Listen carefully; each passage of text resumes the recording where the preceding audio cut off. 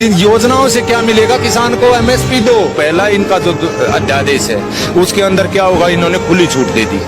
किसको दे दी? व्यापारी को, छोटे को, बाहर की कंपनी को या अंदर की कंपनी को। उससे सिर्फ निजीकरण को बढ़ावा मिलेगा। इसको निजीकरण में ले जाने की कोशिश है। सिर्फ ये सेक्टर बचा हुआ था देश का कि इसमें निवेश कैसे हो। किसान चाहे मरो, लेकिन विदेशी कंपनियां और हमारे देश के बड़े बड़े उद्योगपति इसमें घुसाए जा रहे हैं और किसान बर्बाद किया जा रहा है। इस तीनों एक्ट में अगर एक चौथी लाइन सरकार लिख देती कि किसान का एमएसपी से नीचे एक दाना भी नहीं खरीदा जाएगा तो हमें कोई आपत्ति नहीं थी।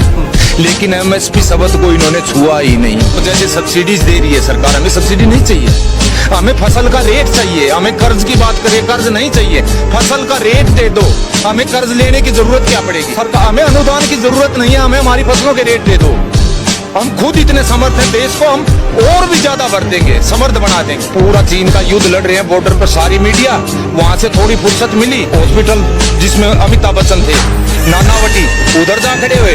उधर से ये विकास दुबे पर आ गए, विकास दुबे से ये वापस फिर इसमें सचिन पायलट के वहां चले गए। किसान की देश के अंदरूनी हालात इतने खराब हो रहे हैं साहब, अब आर पार के बगैर कोई समाधान नहीं है। सरकार ऐसे नहीं चाहती। मैं दावा करता हूं इस पर देश के जितने भी विद्वान हैं, पढ़े लिखे या किसान, आप एक बार अंदाजा लगा के देख लो 2014 में चना, सरसों, धान, कपास, मूंग, मोट, गुआर का क्या रेट था और आज क्या है। कम से कम 2 कदम तो चल के दिखलाते, 2 कदम तो, बल्कि लागत किसान की डबल हो गई है और आमदनी वहीं की वहीं खड़ी है। आज बेचारा बिहार का किसान अपने यहाँ कुछ 1750 के आसपास इसका मक्का का एमएसपी रखा हुआ है, वहां पर 600-700 से ऊपर नहीं बिका है साहब, आप तसल्ली करके देख लो।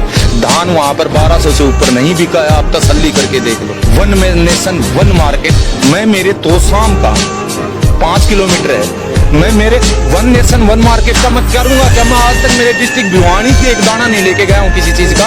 उस मार्केट में कर्नाटक कैसे लेके जाऊंगा, मैं हैदराबाद कैसे लेके जाऊंगा, मैं पटना कैसे लेके जाऊंगा जिसका किराया इतना बड़ा। न्यूनतम समर्थन मूल्य शब्द को छुआ ही नहीं, तो इसका मतलब किसान की बर्बादी के सिवाय इन अध्यादेशों में कुछ भी नहीं है। बड़ी मुश्किल से ये देश खड़ा हुआ था, ये ढांचा खड़ा हुआ था, मंडियों का ढांचा। आज देश में कितने करोड़ों आदमी है जो मंडियों में रोजगार कर रहे हैं, कितना किसान का पैसा लग करके कितने बड़े बड़े शेड खड़े हुए थे, ये उसको ध्वस्त कर देंगे। तो सरकार को जरूरत है ऐसे ऐसे कुकर्मों को सुधारे, जबकि ये रोज एक थैला भर के चले आते हैं।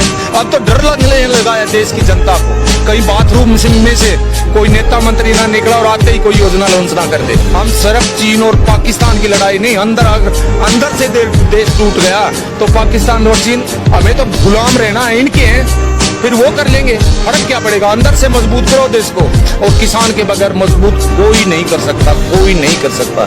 हमारा देश कृषि प्रधान देश है और इसको उद्योग प्रधान देश बनाने की कवायद चली हुई है।